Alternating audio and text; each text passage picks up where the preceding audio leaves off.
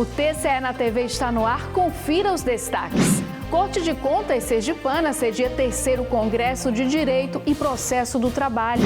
Portas abertas ao conhecimento.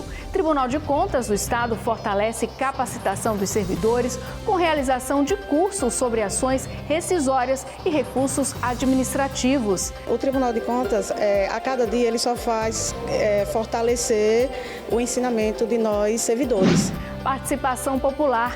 TCE reforça compromisso com a sociedade ao abrir canal de consulta com os cidadãos sobre auditorias. A concepção é que a gente consiga sincronizar aquilo que a gente internamente define como prioridade e aquilo que a população que está na ponta entende como algo essencial. Fiscais do erário. A gente traz o balanço dos processos julgados pelos conselheiros na segunda semana do mês de outubro.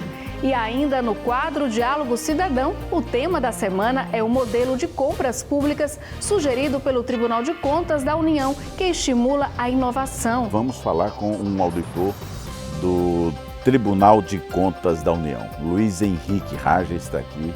Fique com a gente, a revista eletrônica do Tribunal de Contas de Sergipe já começou. A Corte de Contas sergipana esteve de portas abertas para sediar na capital o 3º Congresso em Direito e Processo do Trabalho. O evento reuniu na sede do órgão profissionais da área jurídica e acadêmicos para discutir inovações e as atualizações nas decisões trabalhistas. Confira. O 3º Congresso em Direito e Processo do Trabalho foi realizado pela Associação Sergipana de Advogados Trabalhistas e recebeu o apoio do Tribunal de Contas, que sediou o evento iniciado na última quinta-feira e encerrado na última sexta. Cerca de 300 participantes prestigiaram o Congresso, entre advogados, procuradores, juízes e acadêmicos de direito.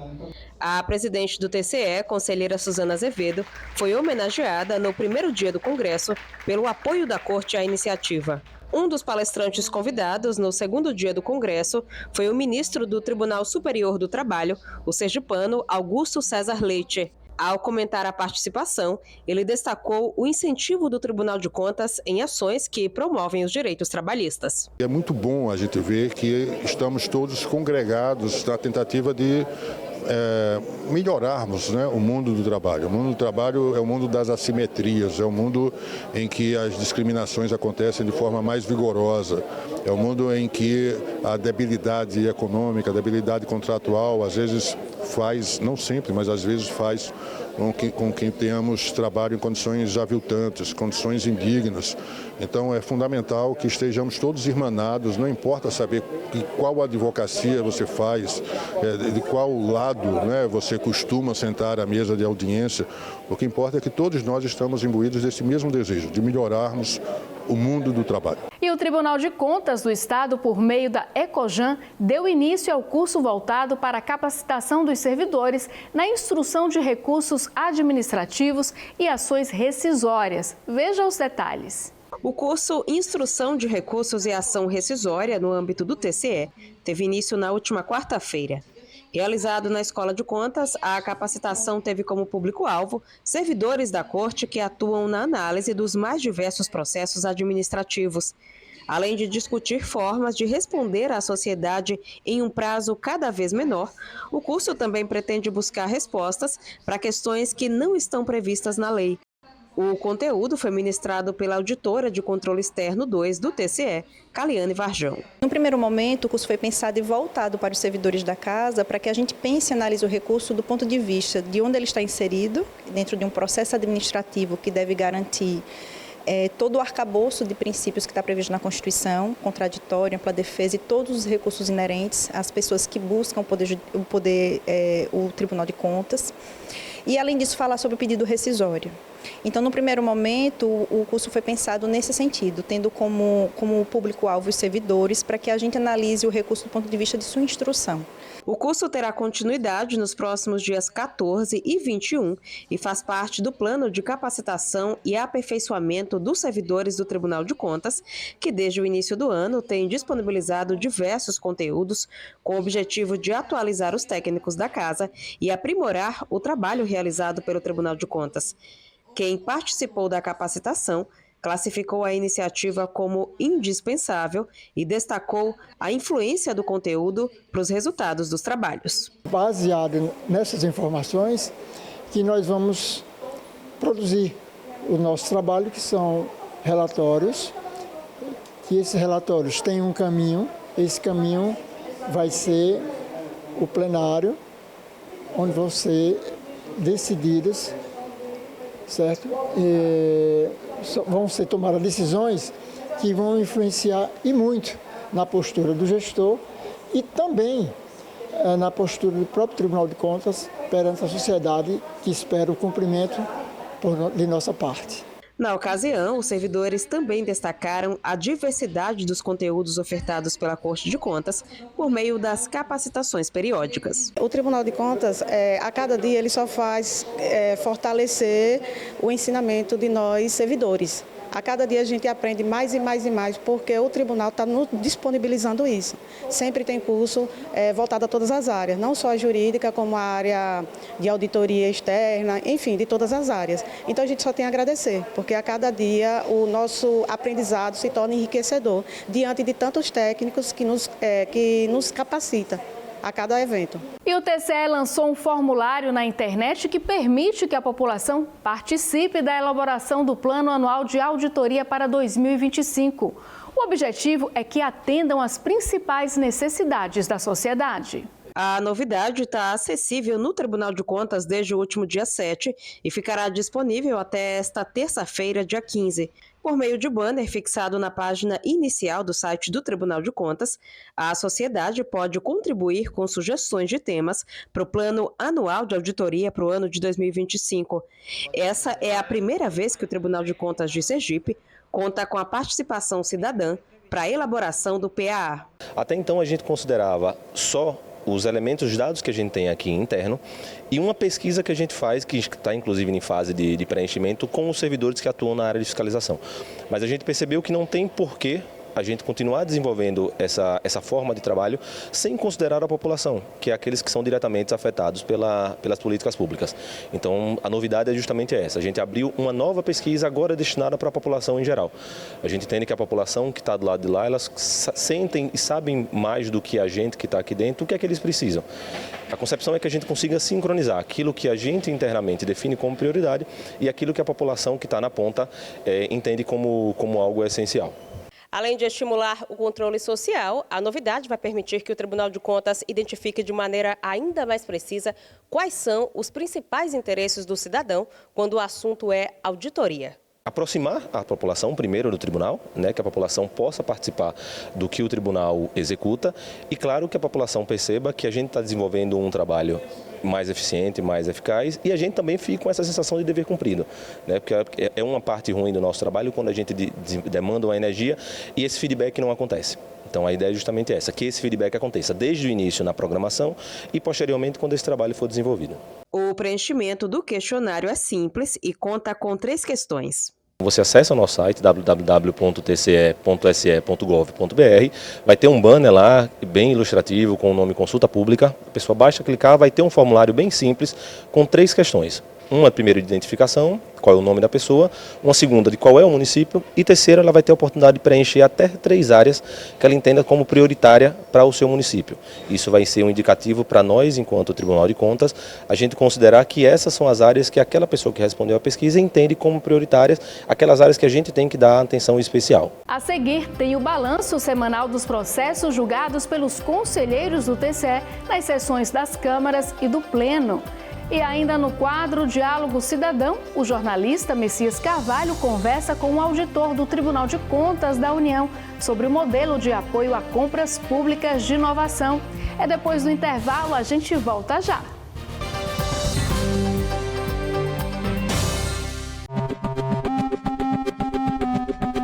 Olá, eu sou Magna Santana, da FAM-FM. Minha pergunta para a coletiva de imprensa é a seguinte: como o Tribunal de Contas prioriza as auditorias em diferentes órgãos e entidades públicas? Olá, Magna. Respondendo a sua pergunta, as prioridades de auditoria no Tribunal de Contas do Estado do Sergipe são definidas no PAA, Plano de Auditoria Anual. Este documento é estabelecido a cada ano com a participação da equipe técnica e aprovado no colegiado. Neste documento, as áreas são selecionadas com base em critérios técnicos, levando em conta a quantidade de recursos alocados, a relevância e o risco de cada área. Outras fiscalizações podem ser realizadas, desde que devidamente motivadas em cada curadoria técnica.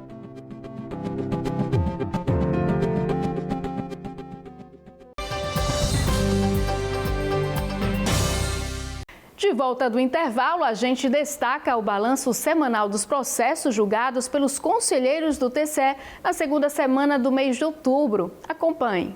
Na primeira Câmara, presidida pelo conselheiro Flávio Conceição, foram julgados 32 processos.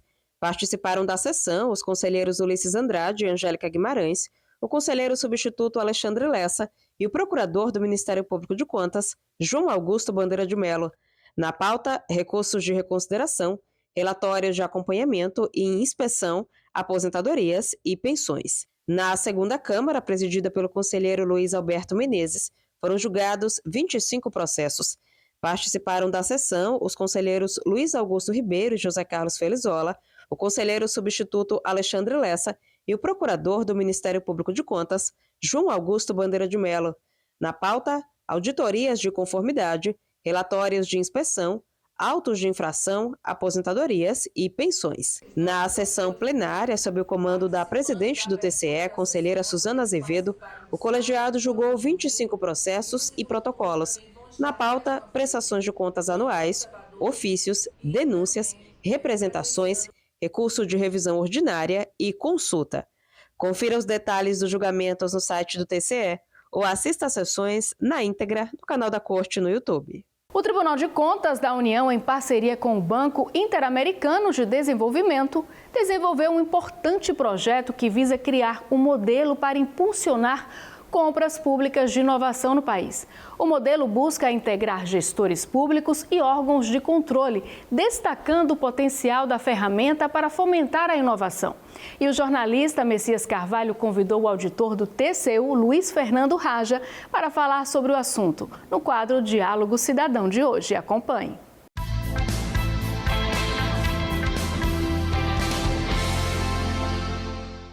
No nosso Diálogo Cidadão de hoje, vamos falar sobre inovação e vamos falar com um auditor do Tribunal de Contas da União. Luiz Henrique Raja está aqui e vamos falar da experiência, né, do Tribunal de Contas da União em compras em inovação.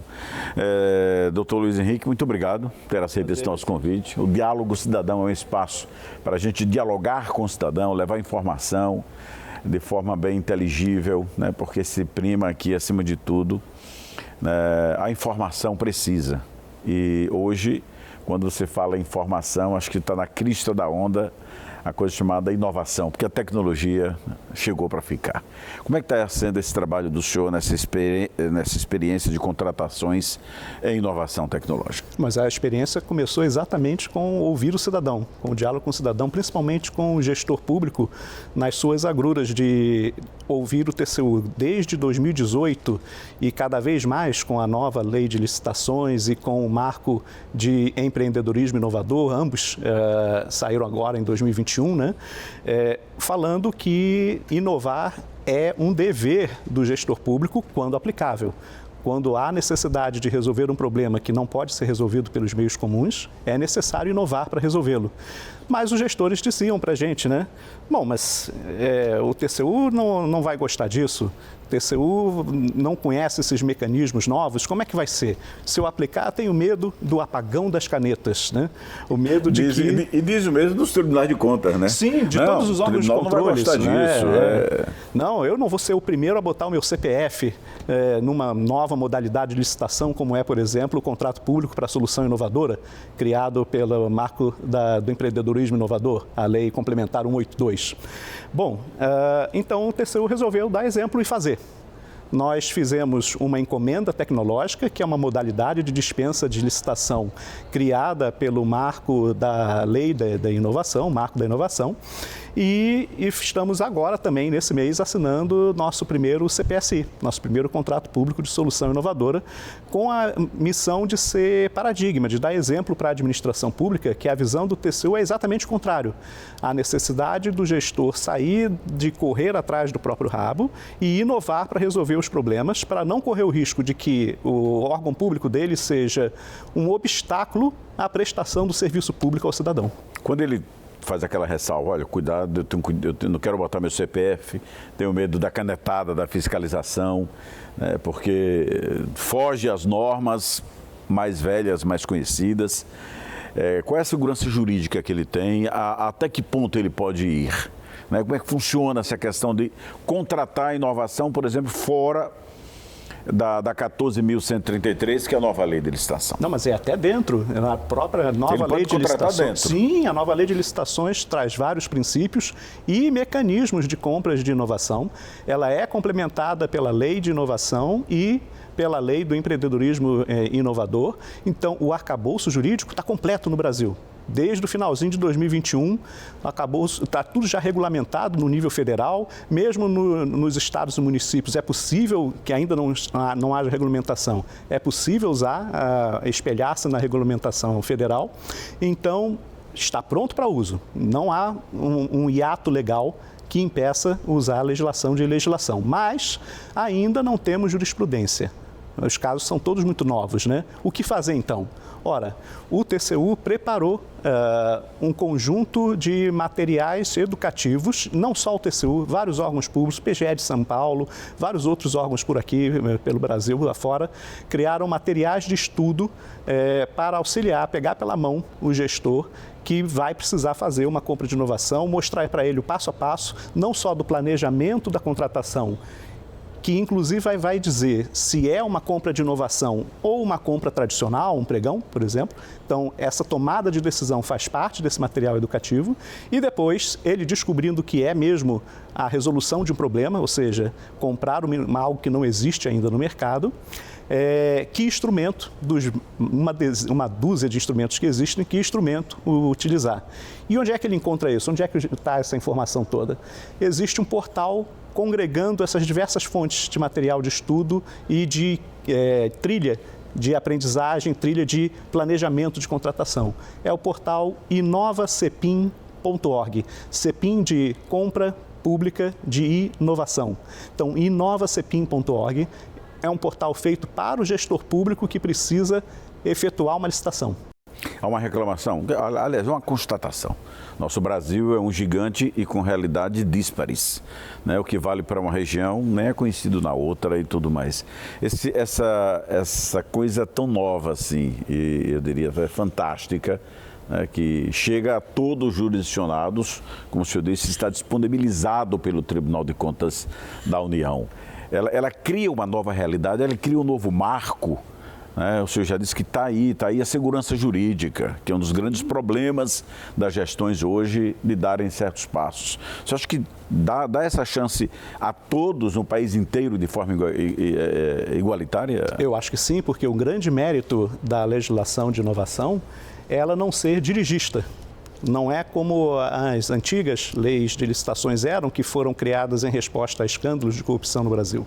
A lei de inovação foi criada para realmente permitir ao gestor público ter discricionariedade de modelar todo o processo licitatório, todo o processo de compra pública de inovação.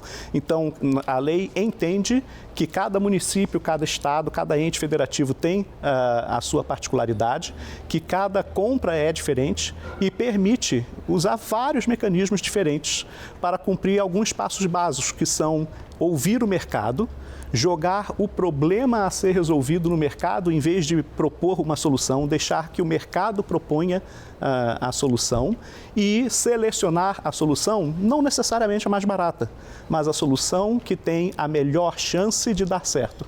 Que, aliás, é um princípio que a gente está fugindo, temos discutido muito isso aqui no nosso Diálogo Cidadão. Nessa nova ordem, né, não cai, mas ganha uma versão mais honesta, que é o princípio da economicidade, que está na lei antiga, está na Constituição, mas ele ganha uma roupagem mais direta, né? Não adianta você comprar o mais barato se não tem qualidade. Exato. Né? Acaba saindo mais caro. Acho que essa inovação toda traz isso. O senhor falando sobre essa perspectiva de você lançar para o mercado a discussão, eu quero resolver o problema da travessia, né, de uma avenida. Eu quero que alguém me apresente a melhor solução. Se vai ser uma passarela, se vai ser um radar. Você pode buscar isso em vários segmentos, em obras, em serviços de saúde, em educação. São ferramentas que estão aí para ser utilizadas e com embasamento legal. E olha só que interessante, Messias. Não é só um produto, não é só um serviço, pode ser também um processo de trabalho. Então, inovação nessas 3 áreas. Eu preciso de um produto que resolva esse problema, um serviço que vai ser fornecido ou meramente modelar um novo processo de trabalho para fazer de uma forma inovadora algo que está dando errado atualmente. Conversando com o nosso gestor aqui, especialmente o nosso jurisdicionado, tem a coragem de criar, né, ou de permitir que o mercado crie para você, se você não tem aquela solução inteligível aos olhos. Né? Tem que ter coragem. Segurança jurídica, que é um dos grandes desafios, eu digo sempre que é um dos grandes gargalos do Brasil, essa parte está solucionada. Sim, então tenha sim. coragem, lança os problemas à discussão. Exatamente. A gente entende, são mecanismos novos, mas já há mais de uma centena de compras de CEPINs, né, de compras públicas de inovação feitas no Brasil.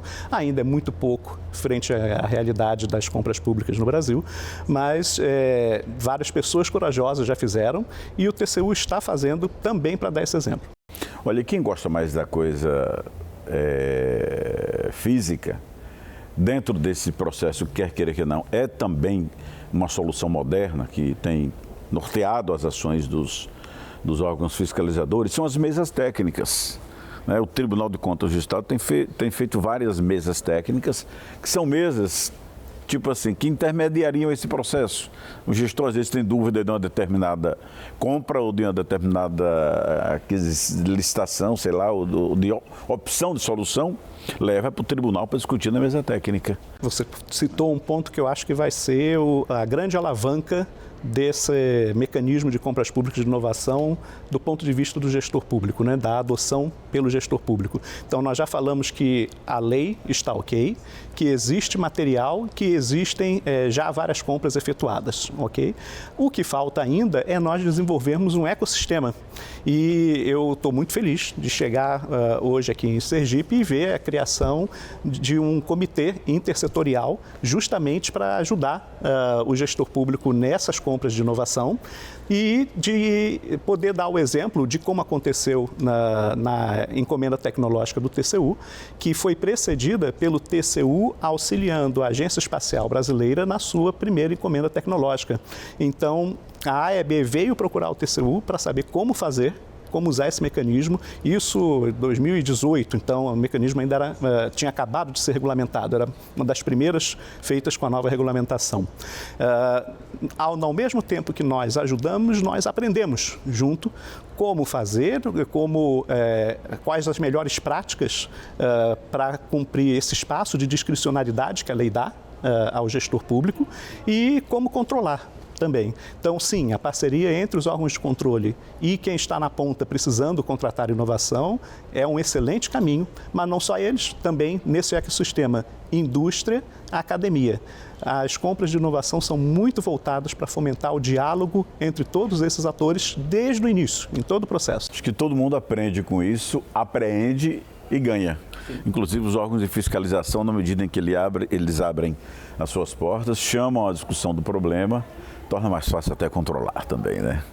Doutor Luiz, muito obrigado por sua vinda, parabéns, porque acho que ganha a gestão pública, porque o índice de desperdício no país é gigante, né, infelizmente. E um último número para nós terminarmos, Messias, veja, nós compramos aproximadamente 10, um ano mais, um ano menos por cento do PIB em compras públicas em geral. Olha o poder de compra do Estado como é gigantesco. E em inovação no Brasil, investimento privado, investimento anjo, né, no Brasil, é só 0,5% do PIB. Investimento público é mais um pouquinho mais, 0,6% do PIB. Ou seja, no máximo a gente está investindo 1% do PIB, um pouquinho mais em inovação. mas comprando mais de 10% todo ano. Imagina se a gente diverge só um pouquinho deste valor de compras para as inovações. Rapidamente a gente poderia dobrar a inovação no Brasil. E melhorar a qualidade de vida da população. Exatamente. Não tenho dúvida disso. Que é sempre o objetivo. Mais uma vez, muito obrigado, um grande abraço. Até mais. A entrevista com trechos inéditos você pode ouvir no Spotify e também em nossas redes sociais. O TCE na TV de hoje fica por aqui. Obrigada por sua companhia e até o nosso próximo encontro.